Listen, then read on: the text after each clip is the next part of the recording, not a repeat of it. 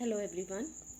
You all must have played different sports in school or must have watched different matches. You must have noticed all these sports have certain rules which are to be followed by all the players, like the number of players in a team, the time allotted, and many other rules and regulations. Why do you think these rules are made in sports? Common rules are laid down for each of the sports and are followed by each of the players. In absence of these rules, each player will play according to his or her own convenience, and there will be a mess. Imagine a cricket match where each player can play on his own convenience. It will turn out to be a mess. So, to keep the situation under control and maintain discipline, rules are laid down in games. In the same way, imagine of a school where there is no timetable, no rule. Students can do whatever they want. Teachers can enter or leave any class as per their wish. Obviously, that will be a disaster.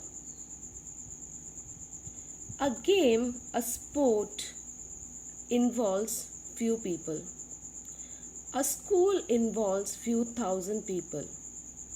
But a country is a place where large number of people, say crores of people, live together. If all of them are allowed to live according to their wish, then can we imagine about the situation? It will be disastrous beyond imagination. That's why every nation has its own rules and regulations which are to be compulsorily followed by every citizen. These sets of rules and regulations are known as Constitution. Constitution is the fundamental law of a country. It describes the ideals and beliefs upheld by the country. In the previous classes, we have discussed that a country is governed by a government. Every country has a constitution and every country has a government. But different countries have different types of governments. We have discussed earlier that there are basically three different forms of government: democracy, dictatorship, and monarchy. Most of the countries in the world are democratic today, like India, Canada, Ireland, etc. There are still some countries that follow monarchy, like Saudi Arabia, Oman, etc. And there are few other countries where still dictatorship exists, like we know the example of North Korea. Many a time a country changes its form of government in the long run. For example, Nepal was a monarchy, and after a long period of struggle in 2008, Nepal became or adopted democracy. When such changes occurs, the constitution of the country also changes. The constitution of a monarchy is different from that of democracy.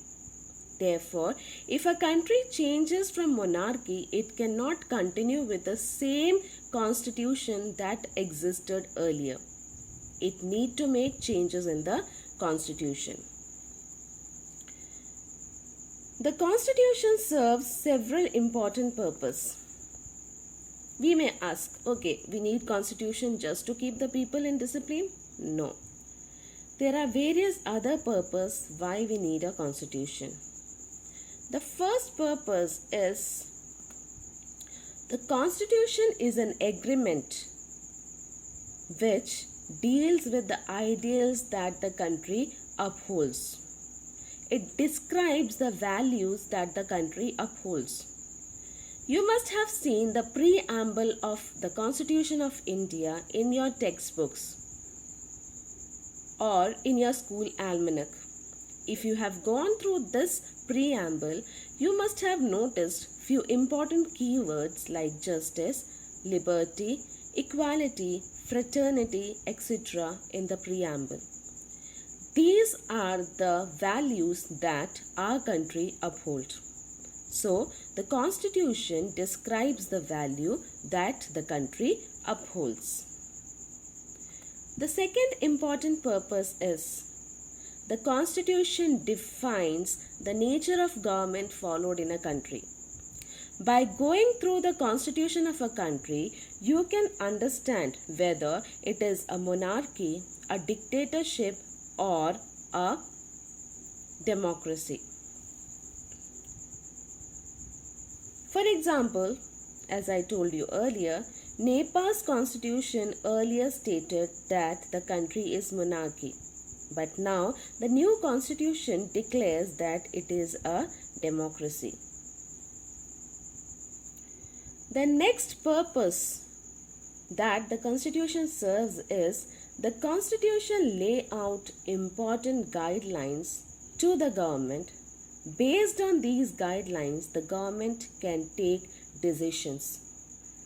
When a government comes into power, it cannot take any decision related to the country according to their own wish or interest. The Constitution clearly defines the structure the government has to follow, the organs it may have, the duties and responsibilities it has to satisfy. So, the Constitution works as a guidebook to the government. The next purpose is the Constitution prevents misuse of power vested in the government. Constitution lays down rules that guard the citizens against the misuse of power by the political leader. It's human nature. When we get some power, we become powerful and sometimes arrogant. After coming into power, there are chances that political leaders may get into corrupt practices and exploit the people, or they can misuse the funds of the country, or they may try to discriminate citizens on the ground of religion, race, caste, gender, etc. So, the Constitution has some checks to control these misuse of power. Constitution of a country prevent the citizens by providing them fundamental rights. Constitution protects the minorities against the oppression by the majorities. Every country has some diverse groups. There are some majority groups and there are some minority groups. There are chances that these majority groups may try to suppress and exploit the minority groups. They may try to enforce decisions that exclude minorities. They may neglect the needs and interests of the minorities. Therefore, the Constitution provides protection against such situation. The minorities are provided with certain rights by the Constitution. Another important feature of the Constitution is it saves us from ourselves. It may sound strange. How can it save us from ourselves? We human beings are emotional beings. Many a time we get swept by emotions and we take decisions based on these emotions. And these decisions may not be in the largest interest of others as well as ourselves. For example, you must have noticed people around us always criticizing our state of government. They may feel that all political parties have become selfish. The political leaders are no longer serving the people. They are exploiting the people. So it is better not to have democracy. It is better to shift to dictatorship. Decisions, if taken in such emotional states, may be against our interest in future. Therefore, the Constitution provides that provisions which disallows such changes in the basic structure of the system of a country. Swayed by the emotion, no one or no group of people can think of changing the basic structure of a country. From all these points, we understand that Constitution plays a very important role in a democratic country. Like every other country, India also has a constitution. India's constitution is special in the way that it is the longest written and most detailed constitution in the world. India was a monarch country before the coming of Britishers. After a long period of struggle, India got independence in 1947. During this period of struggle, national leaders not only kept on fighting with the Britishers, but they also kept on planning what a free India would be like. Before independence, there were a lot of chaos in our societies. There were a lot of differences, discriminations, and the national leaders wanted that once India attains freedom, it should be free of all these differences and discrimination. It should be a country where all people are treated equally and all people will be allowed to participate in the governance of the country. Therefore, nearly 300 people came together to frame the constitution of our country. These 300 people belong to different sections, different groups, different castes and different areas of our country. These people together formed the Constituent Assembly in 1946.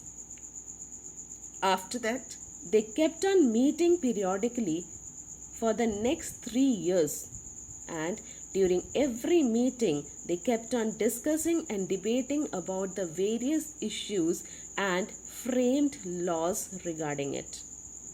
It was a big challenge for the Constituent Assembly to write a constitution for a country with such a vast diversity. People with different religion, different culture, different languages, different economic status, and so on.